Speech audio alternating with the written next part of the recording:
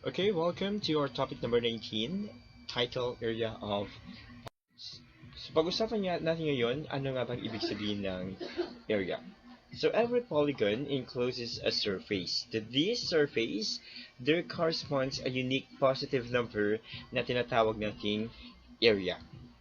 And it is measured in square units. So yung unit ng area, lahat ng area po ng polygons is square units. Okay, so pag sinabi natin square unit, it is a square with a side 1 unit in length. Okay, and the standard unit of area is a square unit such as a square centimeters and square meters.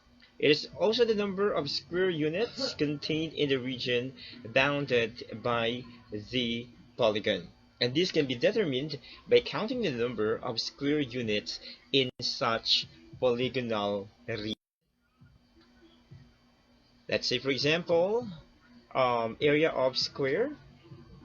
So this is a square, and alam naman natin na yung sides ng square are all equal, pare-parehas.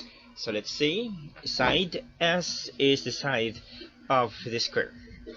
If S is the length of the side of a square, then its area A is given by this formula. That is, A is equal to S squared. So para makuha yung area ng square, simply square the side, okay, or the given side of the square. Again, area of the square is equal to A squared. Let's say, for example, find the area of each square whose side is given. Letter A, 5 centimeters, and letter B, 10 millimeters. So let's start with letter A, 5 centimeters. So again, the formula of area of a square is A is equal to S squared.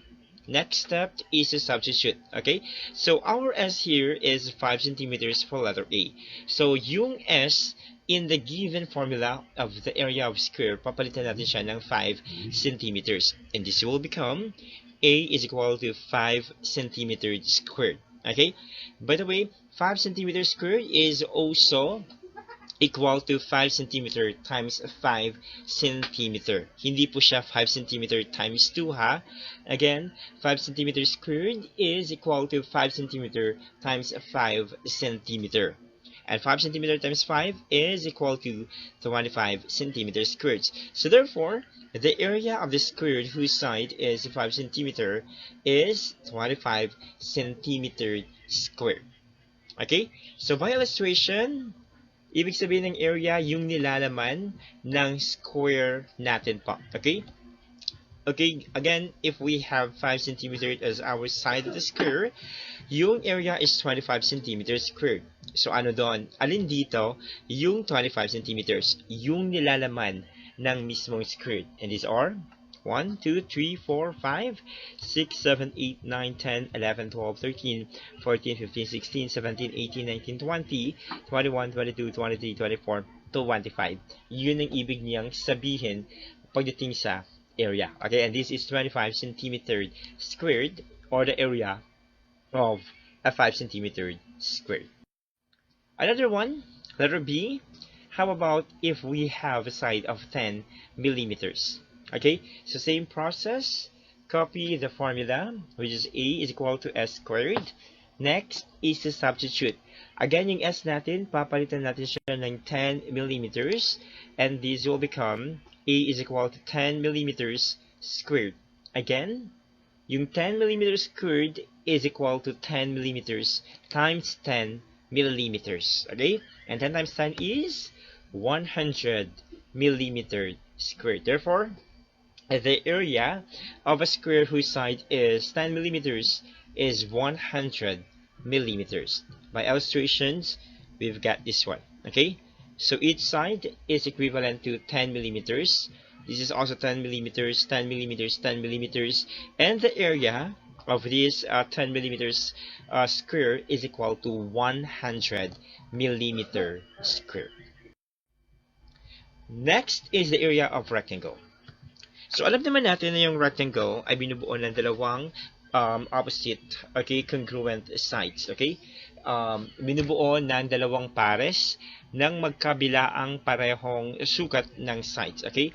And this side is equivalent to this side, and this side is also equivalent to this side. Okay, so we have W for width and we have L for length. Okay, so if L is the length of a rectangle and W is its width, then the area of a rectangle is given by this formula. We have A is equal to length times width. So para mahanap naman yung area ng rectangle, simply multiply the value of the length and the width of the rectangle. Let's say, for example, a rectangular sized basketball court that measures 94 feet by 50 feet will be constructed in a barangay plaza. Find the total land area for this structure. Okay? So, una natin gagawin, alamin natin kung alin ba sa mga given na to yung width and which of these is the length. Okay? So, this is our illustration. Let's assume that this is the rectangular sized basketball court. Okay? So, sabi dito, 94 feet by 50 feet. Therefore, 50 feet is our width and 94 feet is our length. Okay? So, copy the formula, which is A is equal to length times the width. Lahat ng L dito, gagawin natin siyang 94 feet. At lahat ng W, which is your width, gagawin natin siyang 50 feet. And the equation becomes A is equal to 94 feet times 50 feet. Okay, then multiply 94 times 50 is 4,700 and our unit is feet squared. Okay, again, unit for the area is squared palagi. Okay, so therefore, the total land area of a rectangular sized basketball court is 4,700 feet squared. Another, find the area of a rectangle whose length is 5 centimeters and width is 2 centimeters. Let's illustrate. So this is your rectangle, and this is your width, which is 2 centimeters, and this is our length, which is 5 centimeters. Given the equation, substitute. So lahat ng L magiging 5 centimeters, lahat ng W magiging 2 centimeters. A is equal to 5 centimeters times 2 centimeters. Then multiply. 5 times 2 is 10, and our unit is centimeters squared. Therefore, the area of a rectangle is equal to 10 centimeters squared. Next.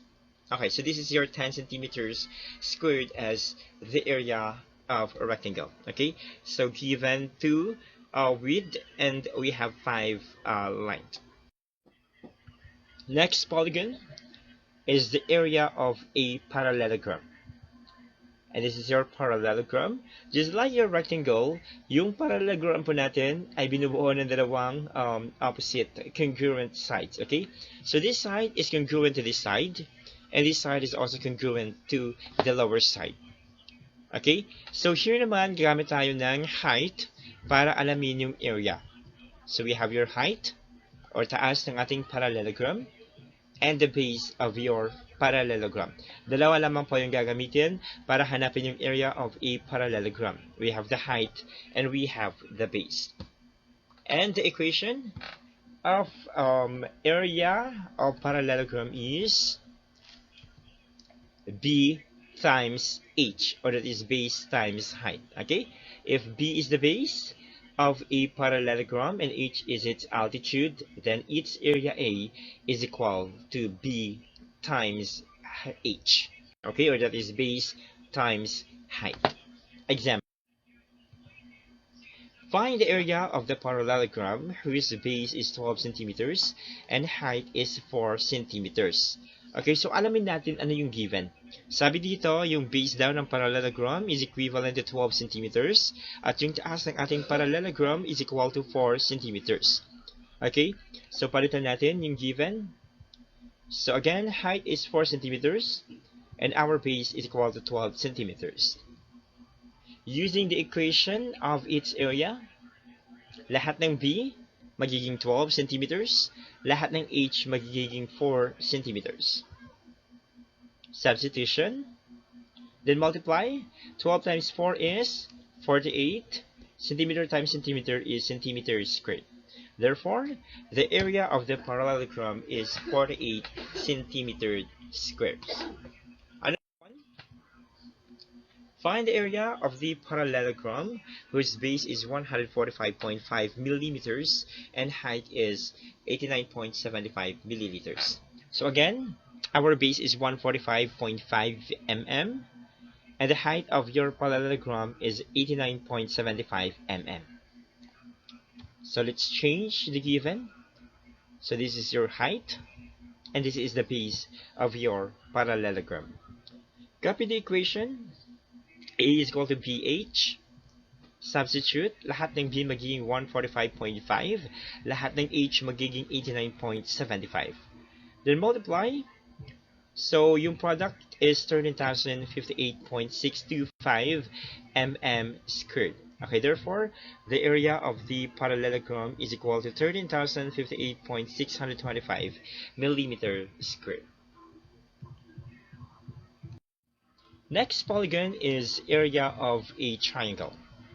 So this is your triangle. So katulad ng parallelogram, gagamit tayo ng height of your rectangle here.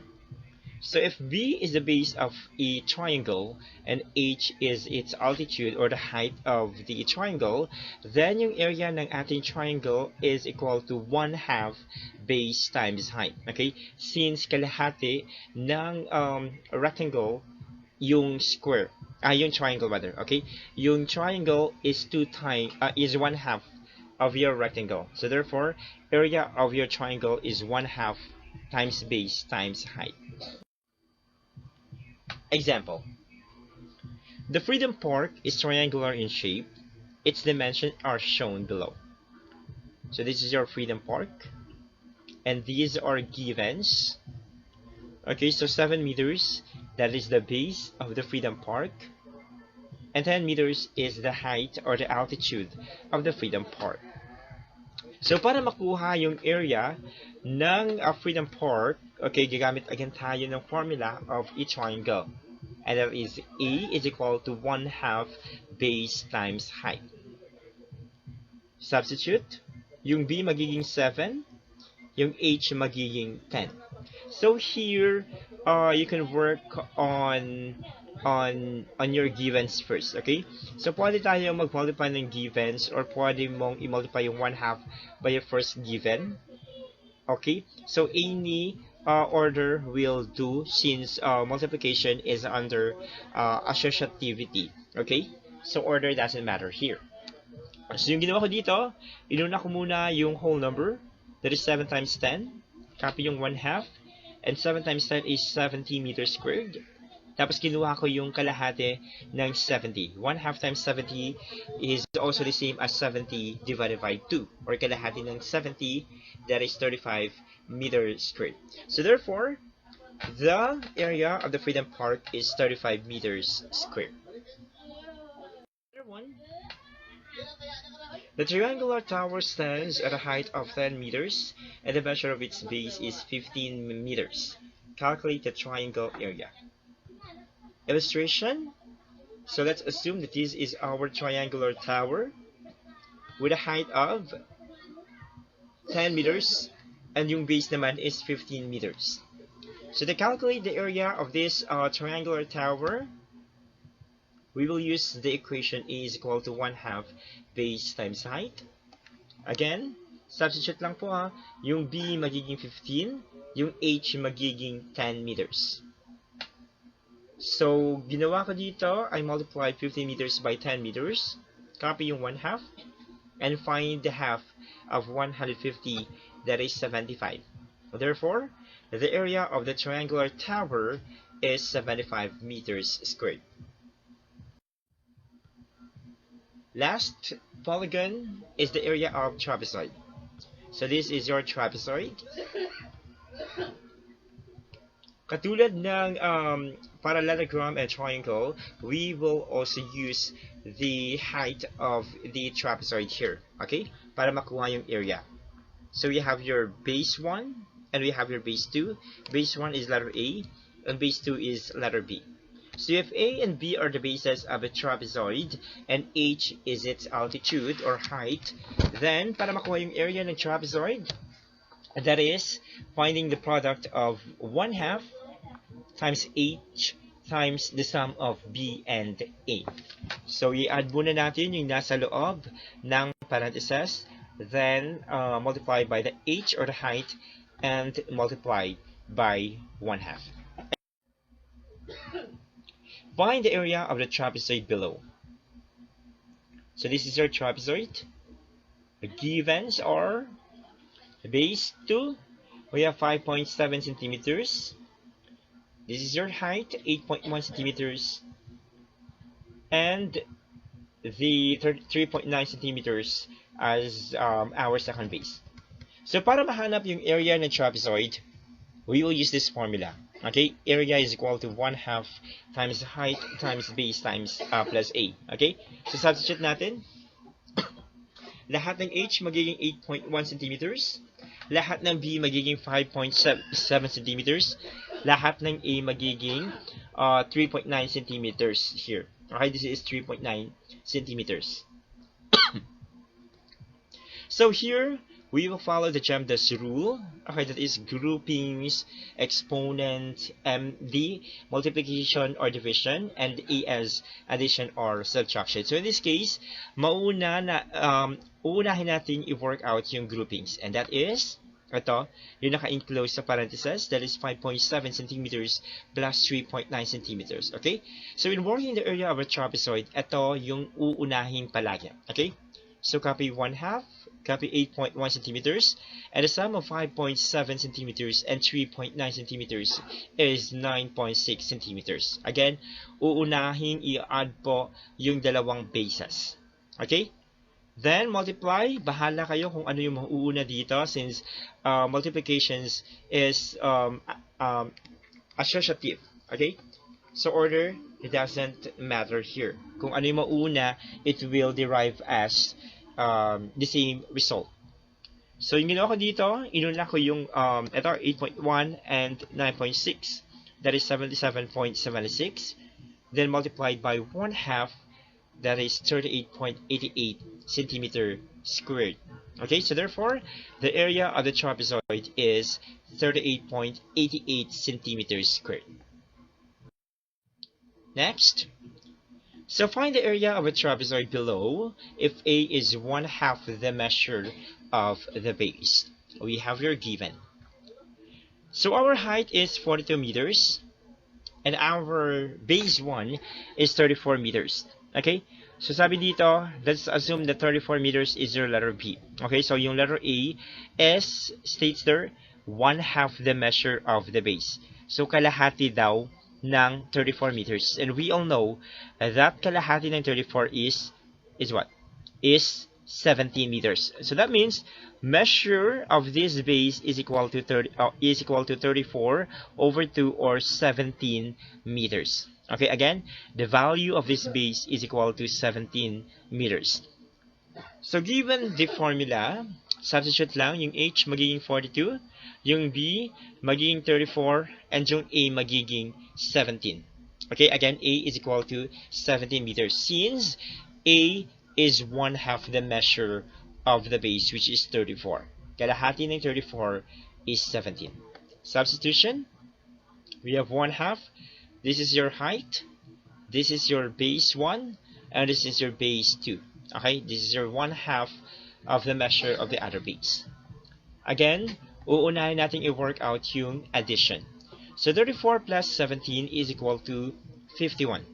Then multiply it by 42. That is 2,142. And multiply it by 1/2.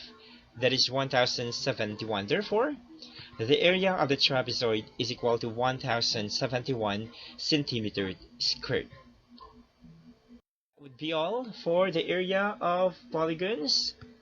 Next topic, topic 20, solving volume of 3D figures. See you on my next video.